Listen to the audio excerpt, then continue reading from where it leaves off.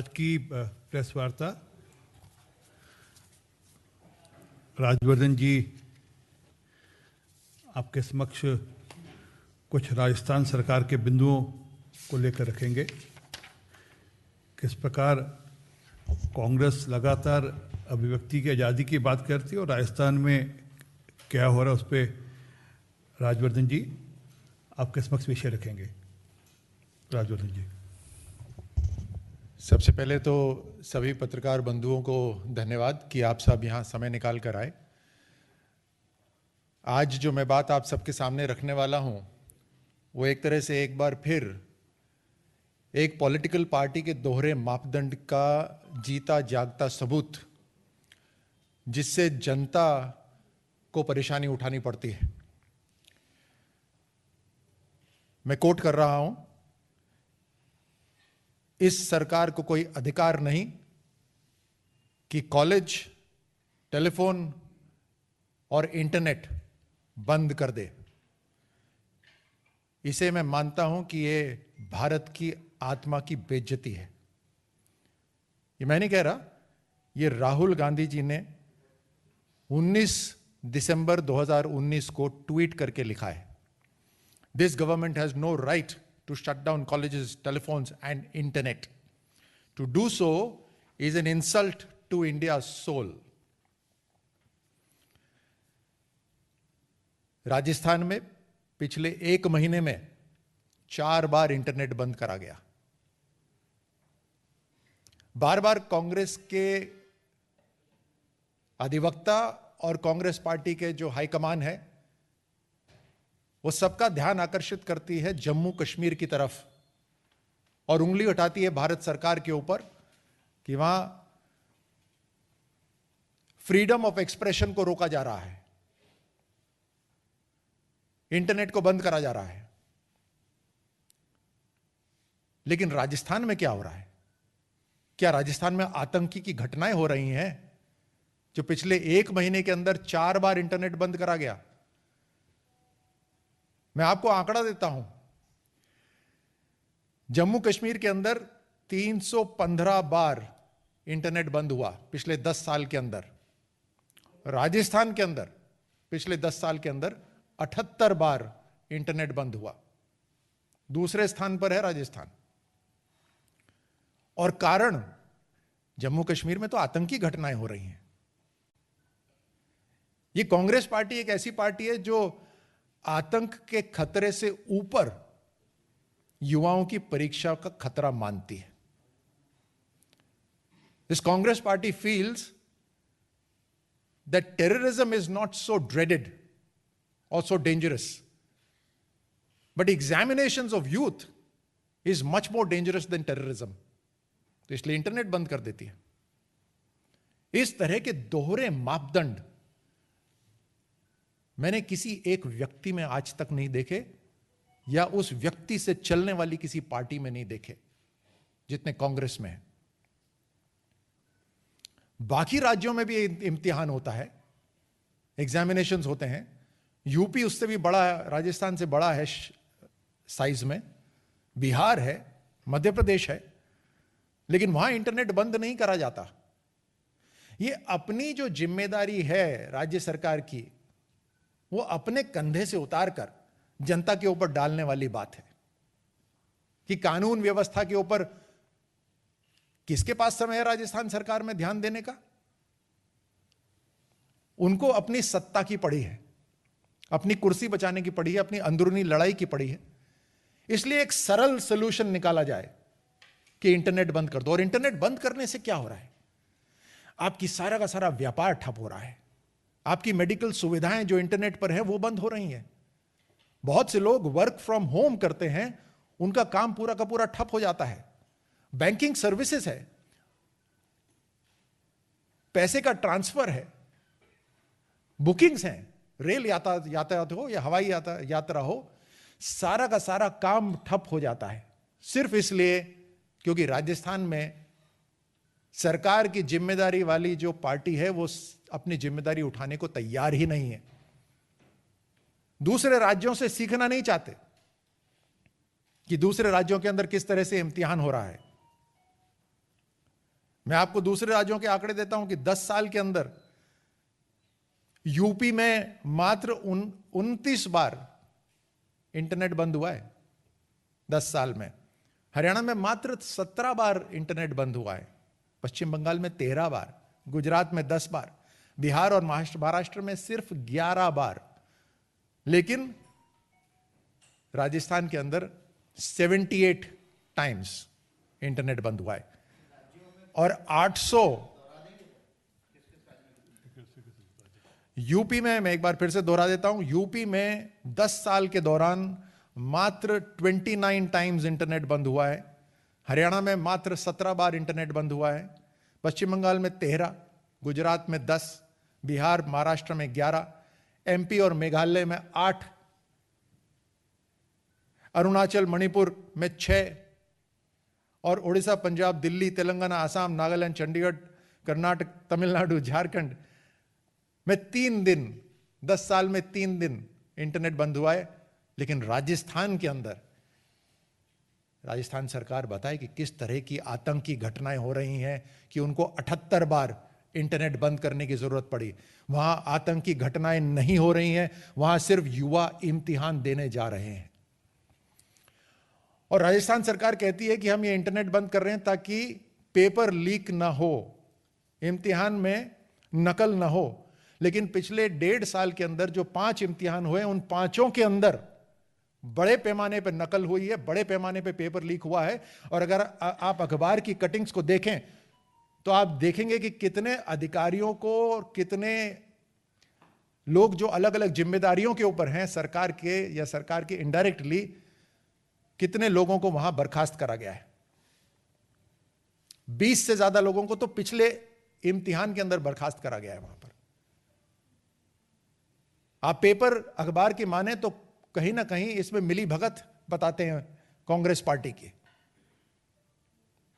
तो paper leak का बहाना या इम्तिहान सही तरह हो उसके बहाने के चक्कर में राजस्थान के अंदर बार बार इंटरनेट बंद हो जाता है, क्योंकि सरकार अपनी जिम्मेदारी उठाने को तैयार नहीं है।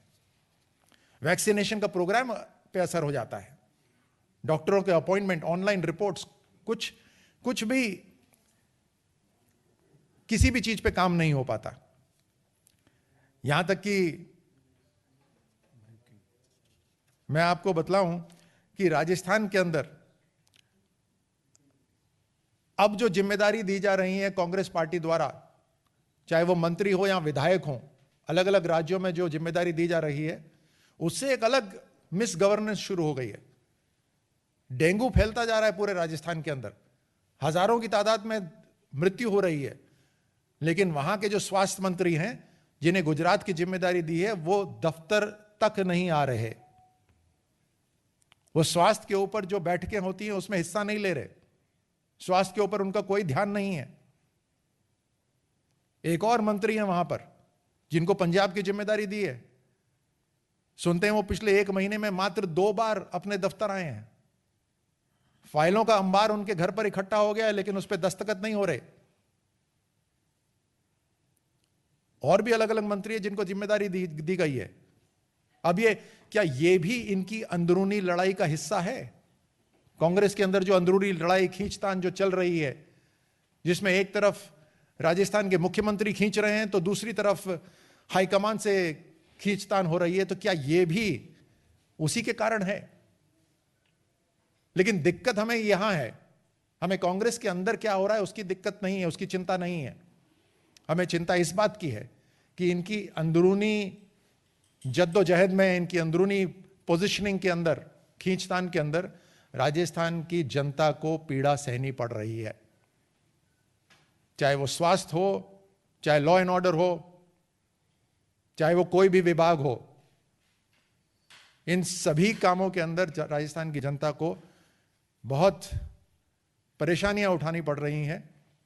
और आज जो 800 करोड़ रुपए का व्यापार के अंदर जो नुकसान हुआ है इंटरनेट बंद होने से, ये मात्र 1 महीने के अंदर, पिछले 1 महीने में जैसे मैंने आपको कहा कि 4 बार इंटरनेट बंद हुआ है, और अब एक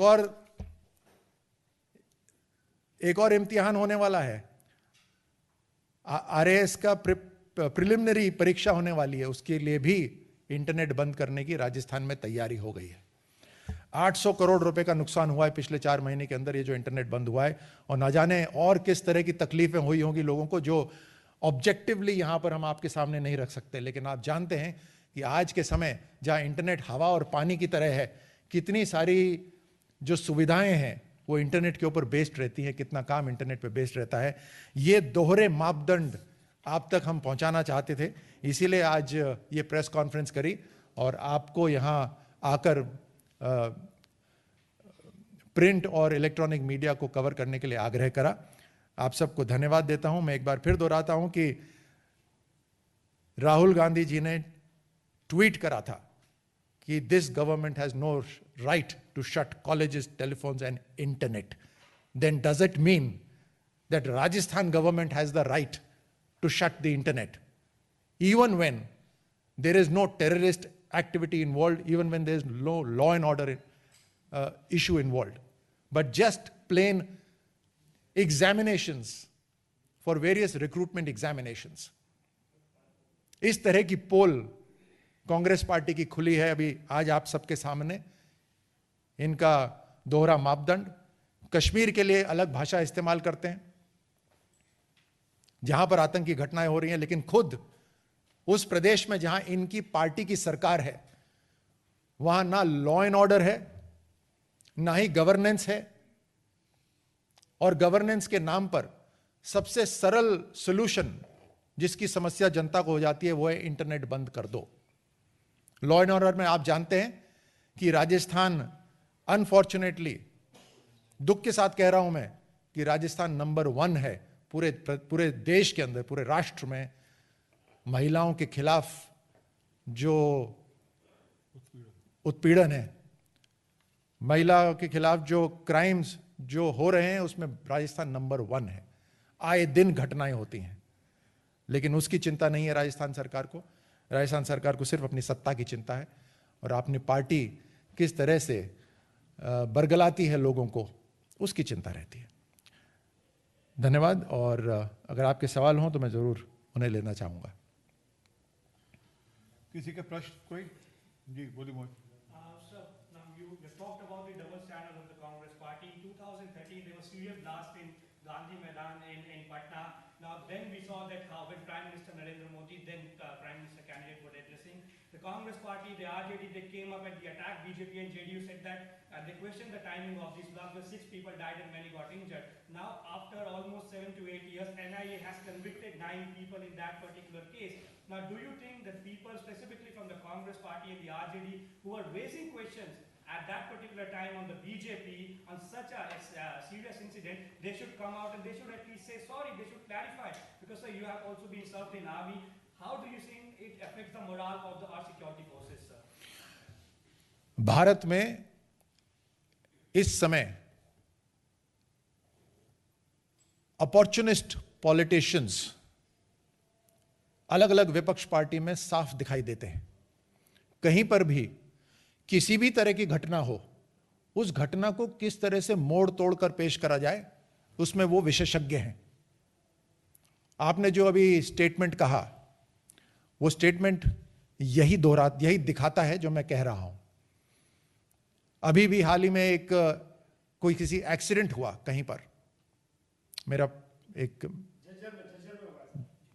पत्रकार मित्र मुझे बता रहे थे झज्जर में एक एक्सीडेंट हुआ, उसको किस तरह से तोड़ मड़ोड़ के पेश करा जा रहा है, यह भी यही दिखाता है कि भारत में विपक्ष कोई सॉलिड मुद्दे नहीं रख पा रहा, क्योंकि जिस गति से सरकार काम कर रही है उसकी खिलाफत नहीं कर पा रहे, लेकिन कोई भी इशू को मोड़ तोड़कर जनता के सामने रखने के अंदर ये विशेषज्ञ बन गए हैं।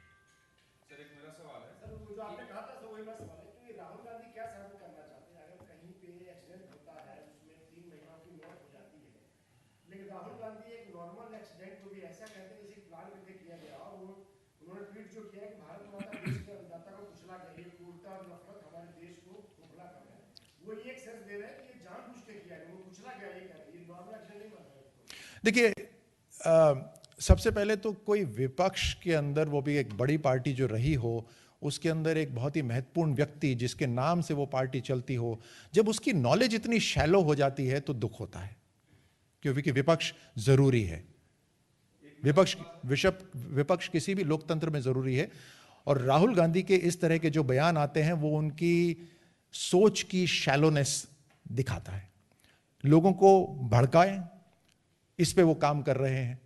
इसमें न जाने कांग्रेस को क्या लाभ मिलने वाला है, क्या फायदा मिलने वाला है, लेकिन उनको लगता है एक ऐसी स्थिति के अंदर जहां पर उनके पास कोई सॉलिड मुद्दा नहीं है सरकार के खिलाफ, तो कम से कम देश के अंदर भड़काव शुरू करा जाए। इस तरह यही मैं समझता हूं, इससे ज्यादा कोई बड़ी बात नहीं है ये।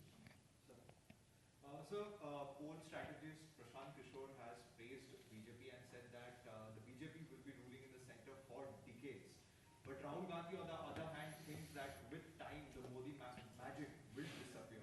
How do you see this? प्रधानमंत्री मोदी जी की जो सरकार है उसका जो एक खास यूएसपी अगर मैं कहूं तो वो ये है कि जमीन से जुड़ी हुई सरकार है। लगातार फीडबैक आता है जमीन से, ग्रास रूट से, और उस फीडबैक से सरकार लगातार अपनी पॉलिसीज बनाती है या उसको मॉडिफाई करती है। तो इस तरह की जब सरकार रहती है, जो अभी तक जिस तरह की राजनीति भारत में चल रही थी उस राजनीति को चेंज कर दिया।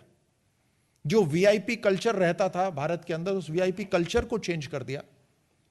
हाल ही में मैं एक सर्वे देख रहा था जहां नौजवानों से पूछा जा रहा था और उसमें बहुत बड़ा फर्क नजर आया कि 10 साल पहले पॉलिटिशियंस की तरफ युवा क्या सोचते थे और आज की तारीख में पॉलिटिशियंस की तरफ युवा क्या सोचते हैं, उसमें बहुत बड़ा बदलाव एक पॉजिटिव रूप में आया।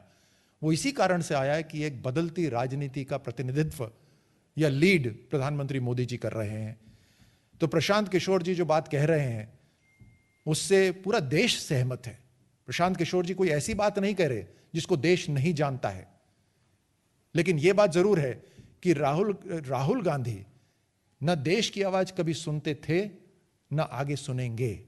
तो मुझे इसमें भी कोई आश्चर्य नहीं है कि राहुल गांधी जी इसमें भी अपनी एक दूसरी प्रतिक्रिया रखते हैं।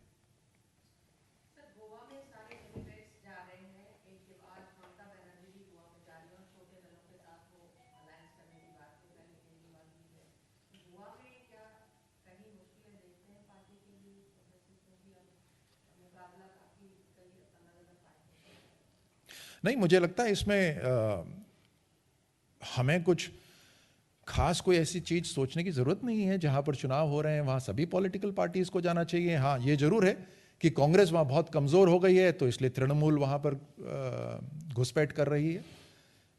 तृणमूल कांग्रेस वालों को अपनी तरफ से लेने की कोशिश कर रही है। You want to say something? You want to finish?